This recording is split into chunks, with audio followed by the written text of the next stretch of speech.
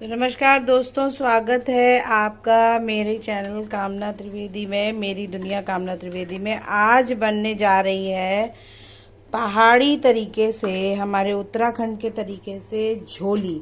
अक्सर तो इसे आटे को भून के भी बनाया जाता है, लेकिन मैं इसको अभी बेसन से ही बना रही हूँ। तो एक बार मैं कभी आपको आटे से भी बना के दिखाऊंगी। तो इसमें मुझे कुछ भी नहीं करना है और इतनी आसान तरीके से हमारे पहाड़ की सब्जियां और खाने की चीज़ें तैयार हो जाती हैं, जिसमें स्वाद का स्वाद रहता है और पोषण का पोषण रहता है और बनाने में झटपट तैयार। इसमें मैंने करीब 1 कटोरी बेसन लिया है और इसको मैं अभी भून रही हूँ। इसमें जैसे बेसन का लड्डू बनाने में भूनने की खुशबू आती है, वैसे ही खुशबू आएगी।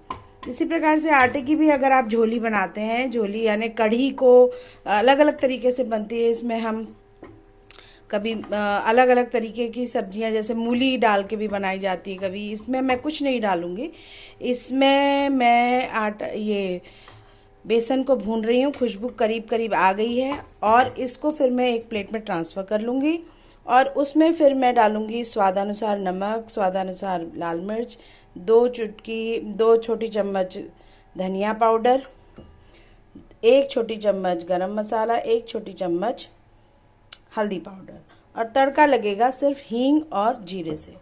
तो ये बिल्कुल बिल्कुल तैयार है। और इधर मैंने पानी गर्म करने के लिए रख दिया है, जो कि झोली में पड़ेगा, क्योंकि झोली तो कढ़ी जिसको आप बोलते हैं, हम लोग वहाँ झोली बोल देते हैं। थोड़ा सा पतले फॉर्म में बनेगी, लेकिन बिस्वार जो इसका आटे का, ये जो बेसन का इसका जो तत्व जो घुल के आएगा, इससे बहुत गाढ़ापन हो जाएगा।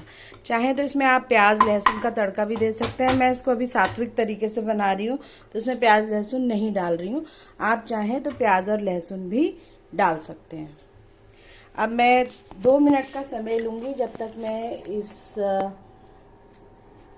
मिश्रण को थाली में ट्रांसफर कर लेती हूँ, बेसन को। और बेसन ट्रांसफ़र हो गया है थाली में, और यहाँ मैंने करीब 1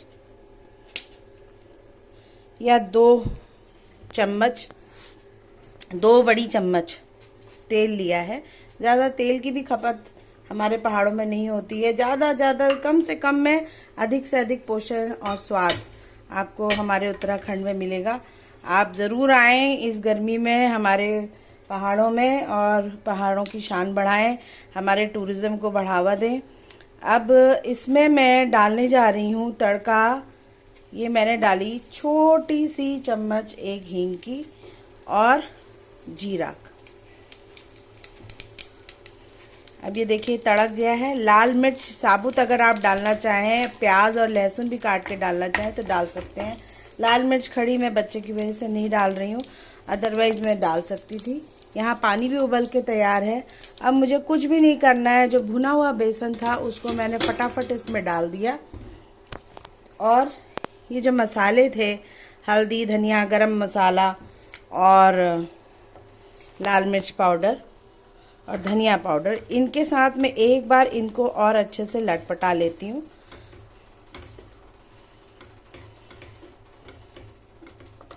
पहाड़ की एक जड़ी बूटी जो मैंने आपको बताई थी, जो मसाला बताया था जिसका नाम था जम्बू, उससे भी हम इसमें बघार यानी कि तड़का देते हैं। अभी मैंने इसमें नहीं डाला है, क्योंकि ज़्यादातर जो हमारे व्यूअर्स हैं, अगर वो पहाड़ से रिलेटेड होंगे तब तो वो जानते ही होंगे, पर अगर पहाड़ से ना हो तो जम्बू अगर उन्हें ना मिले, अगर उत्तराखंड कभी घूमने आए तो ले सकते हैं। तो आप जम्बू ना भी हो तो जीरा और हींग के तड़के से भी काम चला सकते हैं। अब मुझे कुछ भी नहीं करना है, ये बस थोड़ा सा प्रिकॉशन अब मुझे लेना होगा। क्या कि ये पानी बहुत गर्म है, इसको धीमे धीमे धीमे, जैसे अभी आपने उपमा की रेसिपी देखी थी, धीमे धीमे धीमे धीमे धीमे, क्योंकि बबल्स आ सकते हैं। आप डिस्टेंस रखें। न्यू लर्नर से मेरी रिक्वेस्ट है, इस काम को बहुत एहतियात से करें, या किसी बड़े का साथ ले लें, या फिर डिस्टेंस से रखें, या हैंडल वाले बर्तन से ही पानी डालें। इस समय मेरे पास ये बर्तन हैंडल वाला मैंने नहीं लिया था, गलती करी मैंने, तो इसको मैंने कपड़े से पकड़ा है।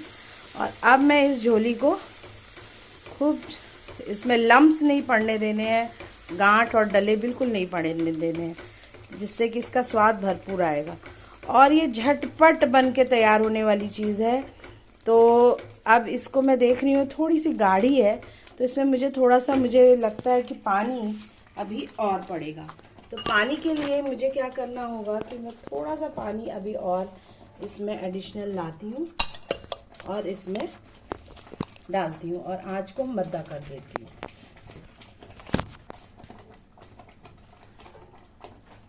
तब तक हम इसे ढक के रखेंगे। देखिए आप इसके छींटे आ रहे हैं, छींटे से आप जल सकते हैं।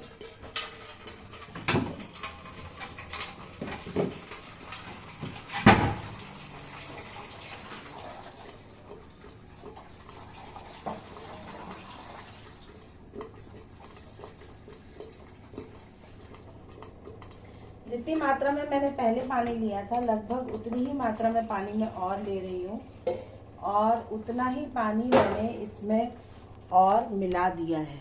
अभी मैंने पानी लिया क्योंकि ये बहुत गाढ़ा हो रहा था मिश्रण, तो आप देख लें कि गाढ़ा ना होने पाए, क्योंकि कढ़ी तो थोड़ी सी ढीली ढीली अच्छी होती है, हम इसे झोली कहते हैं।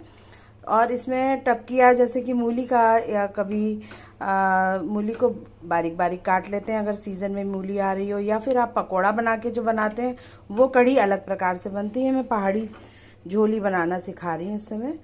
तो पहाड़ी तरीके से, ज़्यादातर ये आटे से बनती थी पहले ज़माने में पारंपरिक तरीके से। अब हम इसे बेसन से भी बनाने लगे हैं, लेकिन आज भी आटे की झोली बनाई जाती है। तो देखिए दूर सुदूर पहाड़ों के गांव में कई बार वो समय था जिस समय सड़कें नहीं थी, परिवहन की समस्या थी। तो आप देखिए कितना बढ़िया सार है इसमें जीवन का कि कम में संतुष्ट रहने का। तो आटा, नमक, चीनी के बदले गुड़ होता था।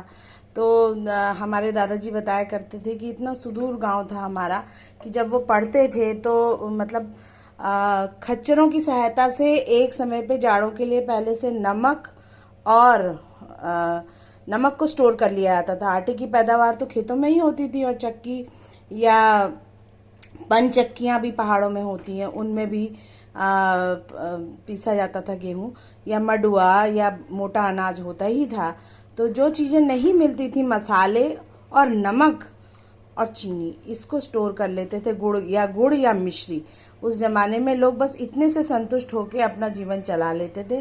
तो कुछ ना हुआ तो आटे की झोली बन जाती थी, क्योंकि रास्ते पहाड़ों में बर्फ़ से ढक जाते थे और परिवहन की समस्या होने के कारण, सड़क ना होने के कारण, सड़कें थी ही नहीं। आज तो मैं बहुत धन्यवाद देती हूँ सरकार का कि हमारे गांव तक अब सड़क आ गई है और बहुत अच्छी डेवलपमेंट हुई है पहाड़ में, जिसकी वजह से अब लोग दूर सुदूर के मार्गों पर भी बड़े आराम से जा सकते हैं।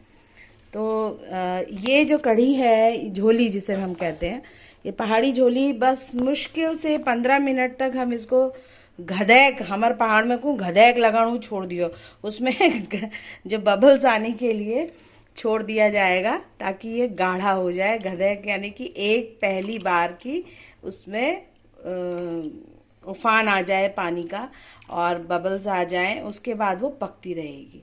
फिर हम सिम में कर देंगे। तो वो घदेक लगने के लिए मैं इसको हाई में रख रही हूँ, उसके बाद मैं सिम में करूँगी। हार्डली 15 to 20 मिनट्स में this dish is going to be ready. और इसको हम चावल के साथ, अगर गाढ़ी हो तो रोटी के साथ भी खा सकते हैं। ज़्यादातर झोली चावल के साथ ही खाई जाती है, तो आप भी इसको चावल के साथ आनंद लें।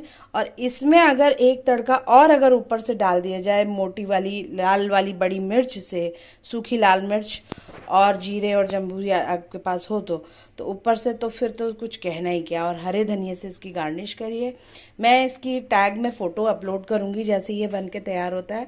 और जो मेरे न्यू लर्नर्स हैं, जो हाउसवाइफ्स हैं, जो नई क्या कहते हैं वर्किंग वुमेन्स हैं, न्यूली मैरिड गर्ल्स हैं, उनके लिए देखिए कितनी आसान से डिश ये रेडी है।